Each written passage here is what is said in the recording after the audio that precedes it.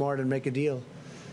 It's only because of, you look at what happened. It's John Kerry, I guess, just doesn't want them to make a deal.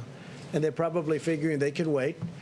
And maybe it will be Biden, and they'll own America if Biden gets. And they know with me, it doesn't work that way.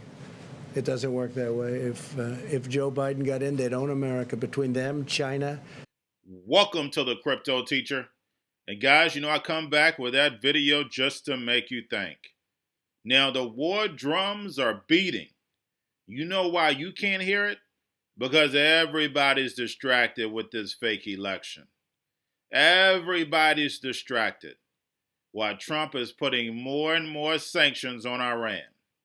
We know that he has pulled out troops from Syria, Afghanistan, 10,000 troops from Germany. Guys, they are setting up for the Iran, China, and Russia war. And the fact is that the masses are asleep. So guys, please wake your friends and family up because it's about to go down. We know that the New World Order controls every war. Every war is a bank war. So guess where the war is going to take place? That's right, in Iraq, where those people have already been devastated. Why do we know this? Because we know we're not going to destroy China. We built it. Remember, guys, everything is planned out. Enjoy the video. Meanwhile, President Trump is purging the top ranks of the Pentagon after firing Defense Secretary Mark Esper. At least 3 top defense officials were forced out yesterday, and staunch loyalists to the president are set to replace them. Now, that's raising concerns about national security.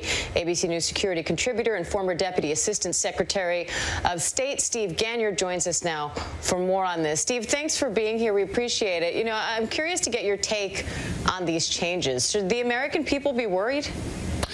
And I think there are a couple of reasons to be concerned. One is that the folks that have been talked about, the folks that have been nominated for these positions to serve in interim roles, are not the A-team.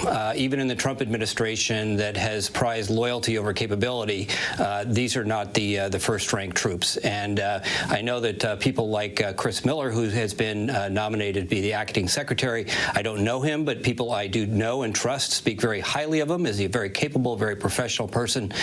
But he doesn't have the gravitas that most defense secretaries have. And so you look at the other nominees, and they really aren't the kind of people that you would expect to be nominated or at least put in positions of power. So I'm concerned about the quality of the people that are going to go and serve in these last 60, 70 days. But it's also the disruption. I mean, the Pentagon is an immensely complex place, almost $1 trillion that needs to be supervised in that building. And then you think about somebody that's walking in and has less than 2 months or 2 months to understand how the building works and to be essentially a caretaker.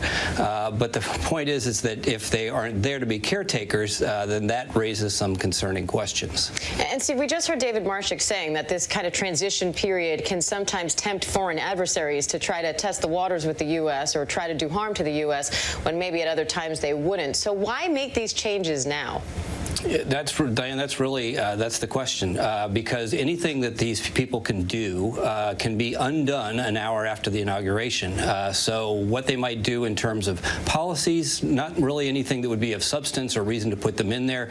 It could be score settling by the White House. That's one reason. But I'm a little concerned that there may be something else going on here. They would have the ability. He's still commander-in-chief. President Trump is still commander-in-chief until the inauguration. And he still has options, and he can still do things militarily. So I think there's some things we need to consider. Might there be a January surprise? And Steve, given your experience right now with President Trump not conceding, again, we heard David talk about some of the consequences from a legislative standpoint, but are you worried at all about potential repercussions from a security standpoint? I'm concerned that some things we're seeing going on right now within the administration. So we saw that Elliot Abrams was around the region, in the Middle East region, this week, and next week Pompeo will be touring the region and meeting with Netanyahu and all of the Gulf countries to talk about sanctions on Iran. You don't need to go visit these countries to put your own sanctions on. So I'm concerned that there may be some discussions of other natures. Remember that President-elect Biden has said that he will come back in and re-enter the discussions with the Iranians on the nuclear agreement that was set up at the end of the Obama administration. Netanyahu, Trump, and all the Gulf states are very afraid of the U.S. going back into a negotiating relationship with Iran. So one way to take out the negotiations on nuclear weapons with Iran is to take them out militarily. The U.S. has the ability to do that and to go in sometime between now and the inauguration and take those nuclear facilities out is not beyond the pale. If you'd said that to me a week ago, I'd say no way. But after yesterday, now it needs to be considered. Trump loyalists are getting the top jobs at the Pentagon now after President Trump fired the Defense Secretary Mark Esper and several senior officials quit. Democrats say the shakeup, just 70 days before the president is set to leave office, is raising national security concerns. NBC's Courtney Kuby live at the Pentagon, or covering the Pentagon. Courtney, who are some of these new appointees? So there's 4 names you need to watch for here. The first one is retired Brigadier General Anthony Tata. He is replacing the Undersecretary of Defense for Policy, James Anderson, who resigned yesterday. Anderson was not a huge surprise that he would resign. He's had a number of missteps and miscommunications, problems with the White House. So it's not a big surprise that he would resign after the election. But putting Tony Tata in the job is newsy. He was actually nominated for the policy job several months ago, but on the exact day that he was supposed to go up before the Senate for confirmation, his name was withdrawn because there were a series of racist and anti-Muslim comments that he had made that came to light, and it was clear that the Senate Armed Services Committee would not vote him out of committee. Another person you need to watch is Ezra Cohen Watnick. So he's actually already in the Pentagon in a job. He was just promoted up, but he's taken over as the top job in policy covering intelligence. He's replacing retired Admiral and Navy SEAL Joe Kernan, someone else who was expected to resign or retire around the transition time. So that's not a big surprise. But putting Ezra Cohen Watnick in the position, again, that's the newsy piece. He is a longtime Trump loyalist. He's believed to be someone who he's spoken out against it's called the Russia investigation a hoax. He's been very outspoken in his defense of President Trump and is clearly very loyal to him and his policies.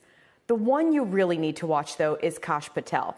And the reason is he's, again, another Trump loyalist, but he's in as the new chief of staff to the acting Secretary of Defense, Chris Miller.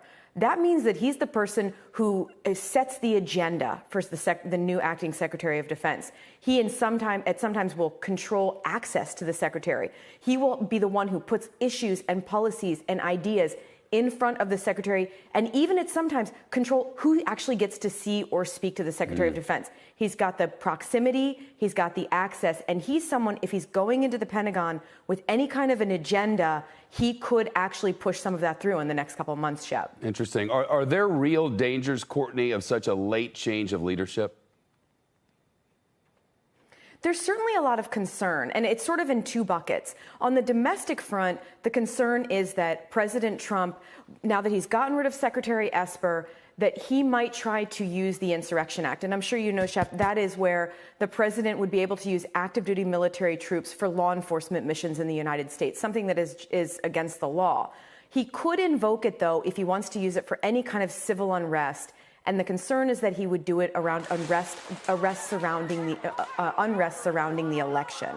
So if by chance there's any kind of issues about, the President Trump leaving office, maybe in January, if there is real protest in the street about the outcome, the results of the election, President Trump could call in active duty forces if he wanted to, something Secretary Esper spoke out against. If you have a number of Trump loyalists at top positions, he may not get that opposition. We also have to point out, though, that the Insurrection Act gives the president very broad authority here. The other concern is international, and there are a lot of people at the Pentagon who are worried that President Trump in these last days may try to pull troops out of some of the foreign, out of conflict areas overseas.